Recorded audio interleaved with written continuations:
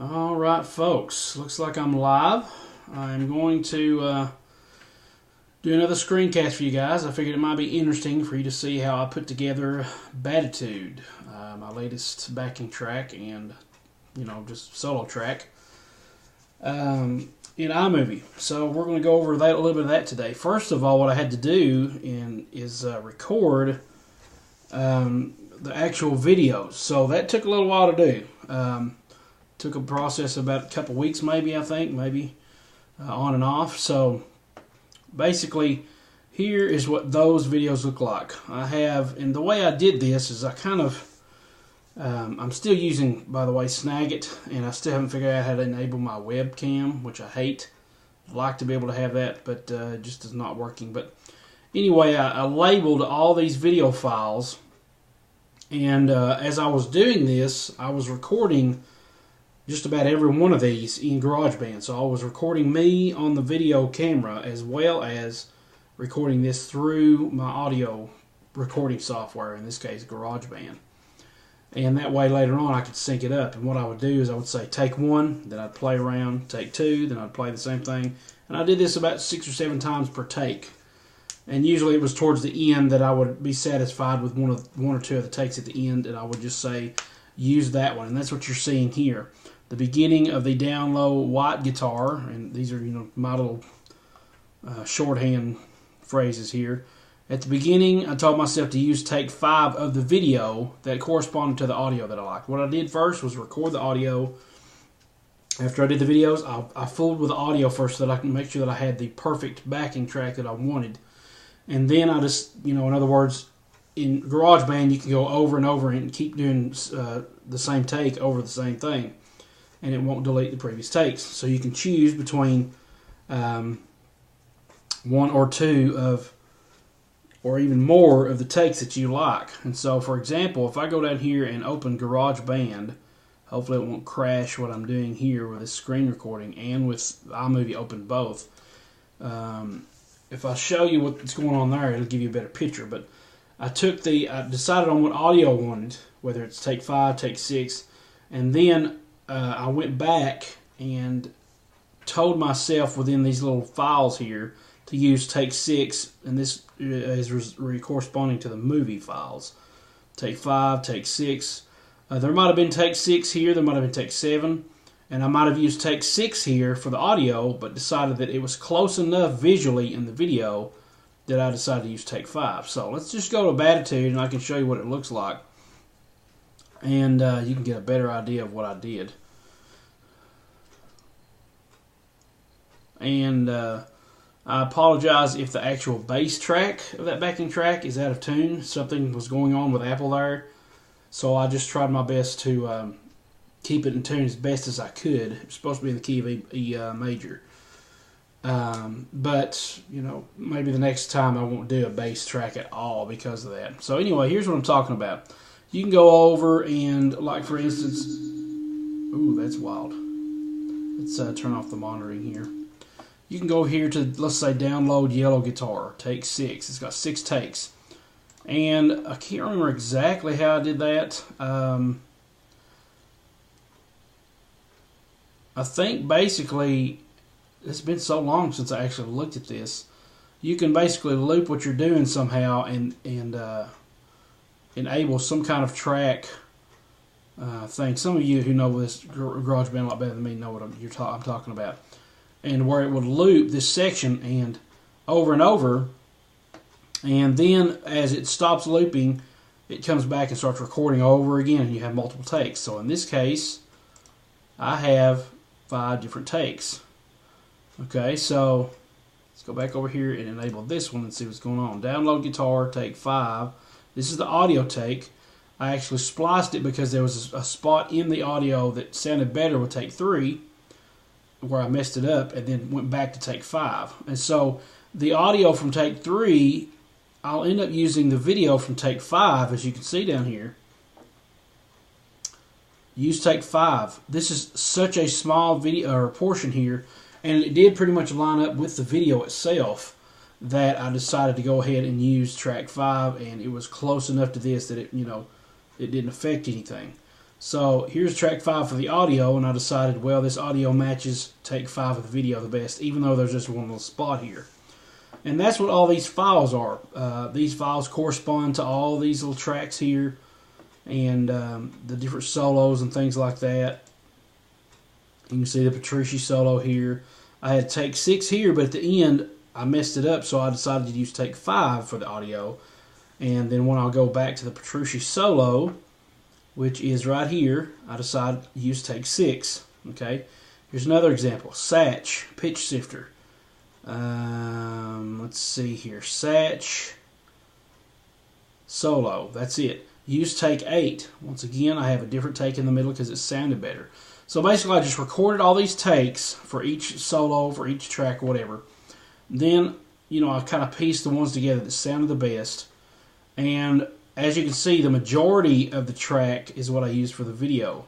So if this is track 8 and this is track 6 or 7 or whatever, the majority of this length here is going to be for the video number 8. So I told myself, use take 8, and this is of the video. So I labeled each one of these in correspondence with these. These are the videos, and this is the audio. I labeled each one of these in correspondence with what it was going to be called here in the audio for this. Okay, so let's go back and quit GarageBand and come back over here to iMovie. So here's how I did this, and I'm not going to spend a whole lot of time on this. It's the end of my work day here, and this took me forever to set up, to try to find a way anyway, of piecing all this together using Snagit and trying to find a way to get the webcam to work. And I just can't get it to work. I don't even know if it's a feature. It looks like it might be, but I can't figure out how to enable that yet. So here we go. Basically, we have the first part of this, and it's going to get kind of loud because of the sound there. Let me go ahead and I could probably mute that, and it won't affect the audio coming out of this. Okay, so here we go. First of all, we've got my little intro thing you've seen. Mr. White, Mr. Neon, and these are the two characters. You can see them up here, the two characters that I did. Basically, I took the whole video and only took little portions. You can see right here, this little orange thing, and there's some orange things right here. This big long line here. No, don't look over here. Look over where my mouse is over here. This line is the only part of the video that I used. This little line here, I cut that section out, cropped that, and then cut this section out here for the video. Same thing. All I needed for this video was right here. All this stuff that happens in the front is just set up. It doesn't really matter. So this little section right here is all I used for whatever this video was a part of. Okay? And this little section here is what I used for whatever that whole video consisted of, and that's it. So I just pieced these together the way I needed them to be together, putting them in the order that I needed them to be in to correspond with the song. Now down here, you can see the actual track. What I did to enable the track to happen is I turned all the volume down from this. From the actual recording. See that? There's volume there. And that's the volume that the camera is picking up. And it's really cool to record.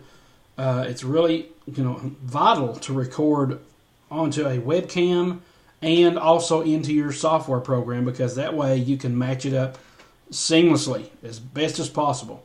So, after that is over with, I will take the audio that is obviously high quality from GarageBand and and then I will take and move that audio up, okay? Or excuse me, I would move this audio down and kill it. All right, so basically that's all there is to the audio. I would leave it on so that I could, put it where it needed to be, and then when I was done, I'd make sure to take the audio down. Also, the other stuff that I would do is while these files were selected, I would adjust the brightness and everything through this little, info button here, the inspector. And I would clip, let's just say I would click this button and adjust all the video to look the same exposure-wise, saturation-wise, contrast and brightness.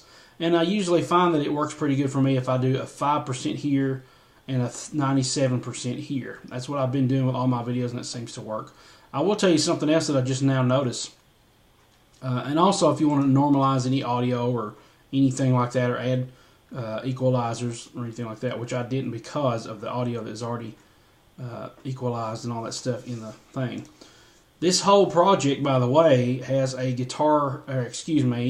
a cartoon filter.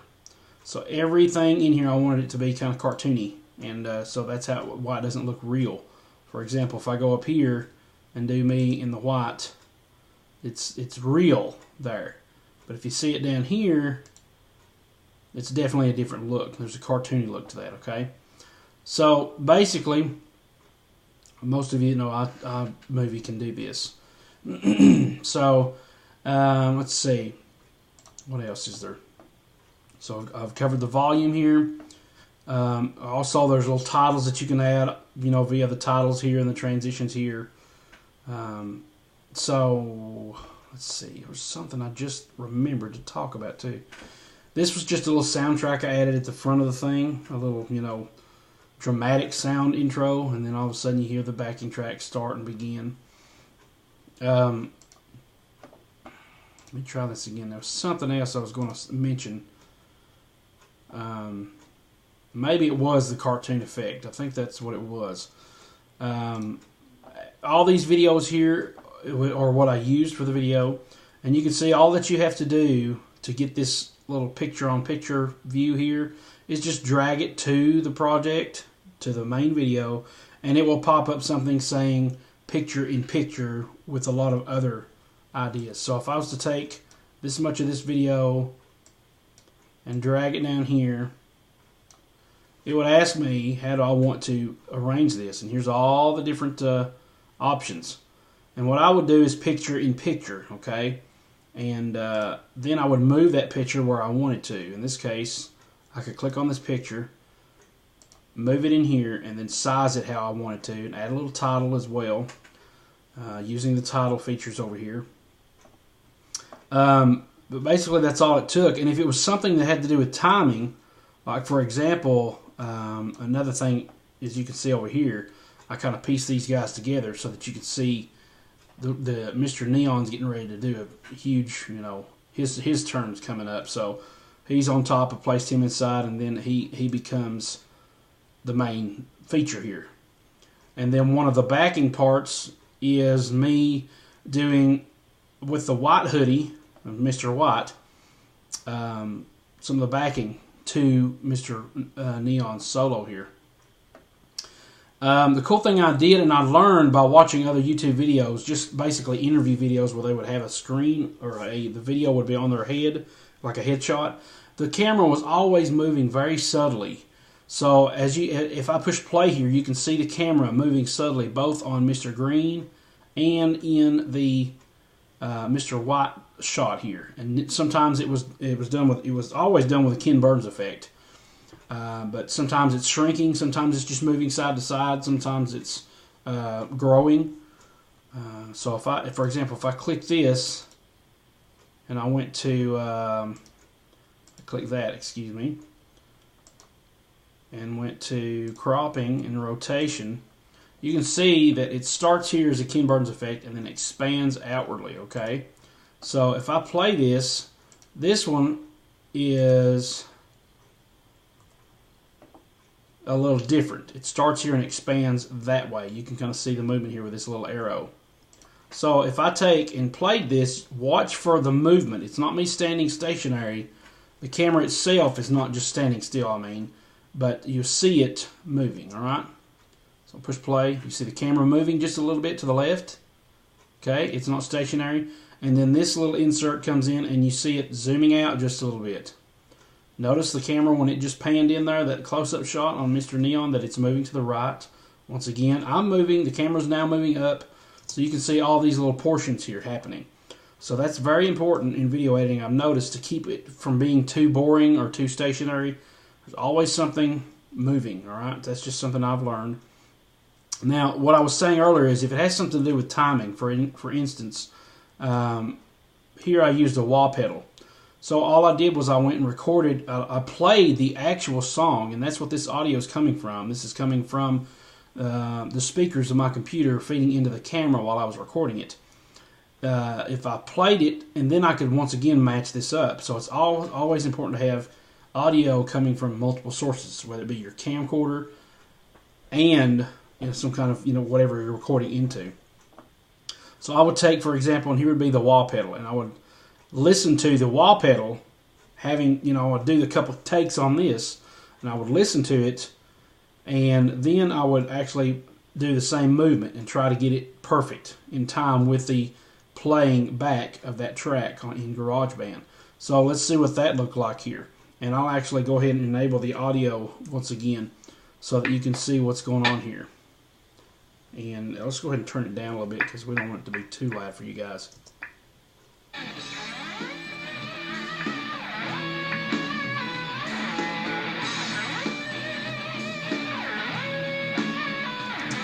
Okay, so that was awesome as far as like the timing was pretty good. You've got the rest of that. Here's some more wah. I thought that was a wah, but that was a pitch shift.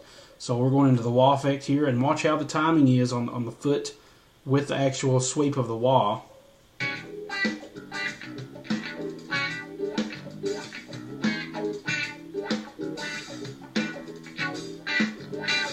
And once again, I basically took this song and listened to it in the background, feeding through my computer speakers.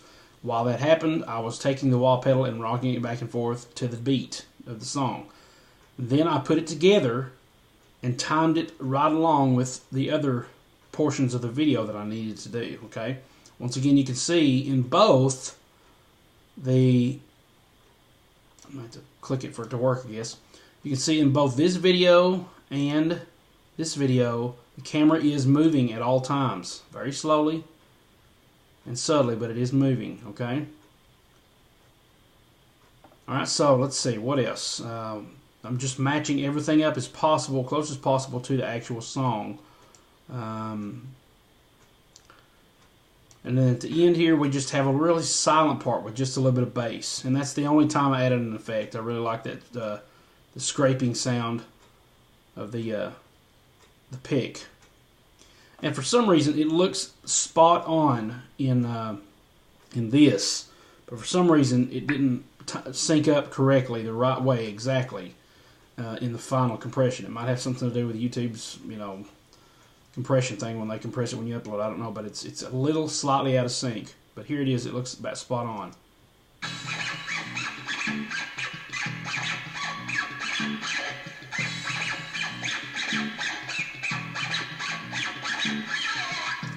Well, kind of spot on, but anyway, you get the point. And then after that, it looks, and this is a filter I used. I think it was negative, negative. And the cool thing is about that, obviously, when you put a negative on white, you're going to get a black color. Okay, it's going to be the opposite of that. It's going to be the negative of that, wherever it went. Here, you can get a black. Now that looks pretty cool too. But I didn't really realize that you would get purple for a negative if you put it on the fluorescent orange. And I thought that was awesome. So what I did was, it looked like it was about to fade into white anyway, so I faded it into white, and then I used that color purple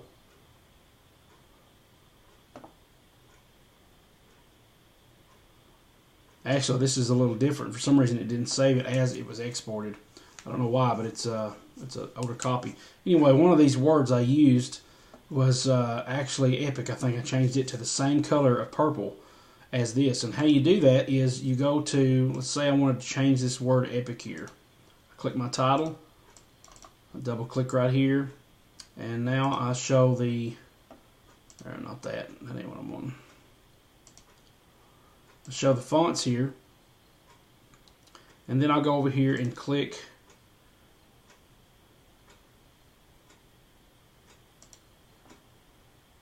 I'll click right here,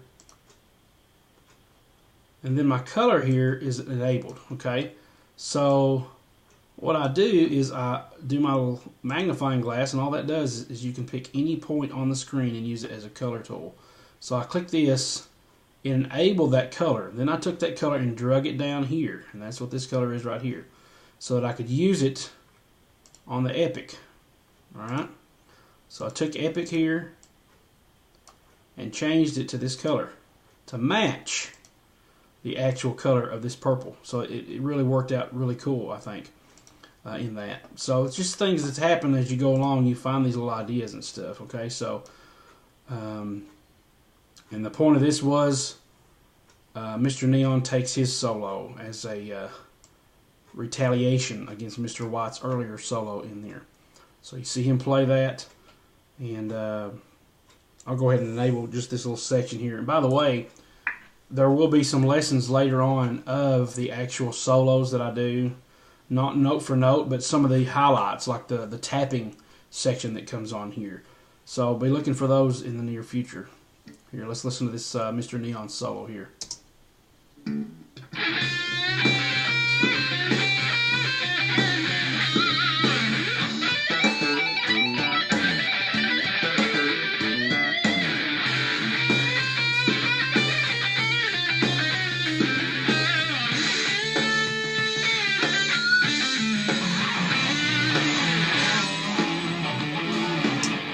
Okay, so you've got the idea. That little tapping section there is going to be definitely used. I'm going to do a little tapping section, video on that and lesson and all that. So I think that's pretty much it. I've tried to give you a few tips and hints on what I did.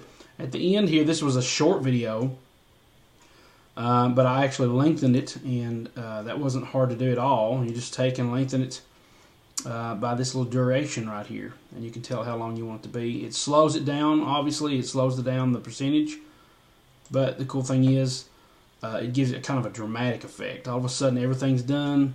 Here's the end pose, and we fade into a slow shot so that I have enough time to pan these letters and these words, sentences up, and then it fades out into white again. And I don't know why, but once again this it didn't save correctly. That's alright, because I'm going to delete the project anyway, but it didn't save correctly as it was supposed to. So guys, that's just basically how I put it together. I recorded the videos first, actually in correspondence with the GarageBand audio.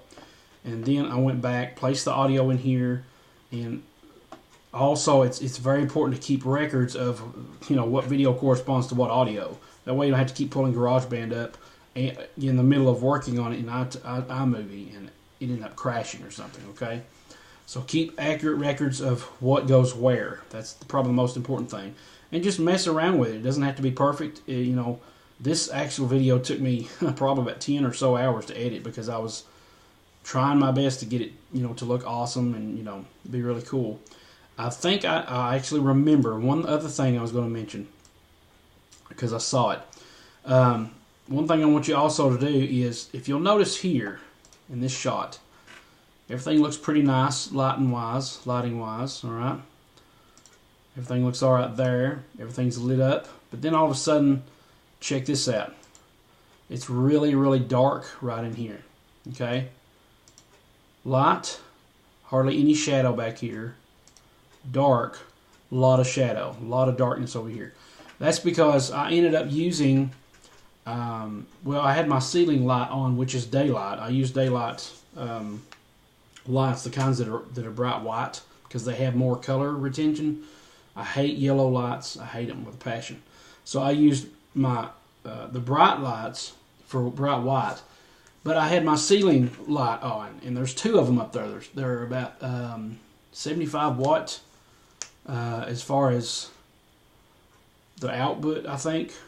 But the 100, they're like, I don't know, 30 something watt output. It's the CFL bulbs, the curlicue bulb, pigtail bulbs, and it's the equivalent of 100 watt brightness. Okay, let's just put it that way. And so I've got two of those enabled inside of a dome. Okay, and that's what I had on, as well as my main. There's another of the same kind of light, but it's a 75 watt output in one of my. You've seen my lighting videos before. It's one of my little clamp-on aluminum dome things that use to encase the bulb as well as help reflect the light. That was what was used over here, was the combination of the clamp-on light and the two lights overhead in the dome that was kind of filtering the light. When I got here, the only thing I used was the CFL bulb, the clamp-on. And the same thing with the rest of these videos. This is the only place that I used two kinds of light. And I should have did the whole thing with two kinds of light, because the color, not the color, but the lighting turned out better. It's a little more dramatic here, but I did not like it at all that dark. Okay, so I advise also using consistent lighting. Get the lighting you want. Don't rush it. You know, this is, once again, you can probably tell that right here there's dark spots here. It's because it's nighttime and I'm recording this at night, and you're getting one light hitting me. So there's a lot of shadows and things like that, and I didn't really want that, but that's what I ended up with. So alright guys, this video has been about 25 minutes long. Thanks so much for watching. I'm going to get off here and call it a day. I hope you've enjoyed this tutorial of how I produced Baditude on iMovie, and I hope you go out there and create your own iMovie videos, or do the best you can. And don't, rack your brain over it. Don't get all upset if it doesn't turn out right completely. Most of all, don't wait for it to get perfect. Release it with some of its flaws. In other words, or if you don't, you'll be nitpicking it until eternity. All right. So thanks so much for watching. Please like, rate, subscribe, as it was supposed to say at the end here, but it did not. Please like, rate, and subscribe, and I'll see you guys on the next video. Thanks so much for watching. This is Eric, signing off.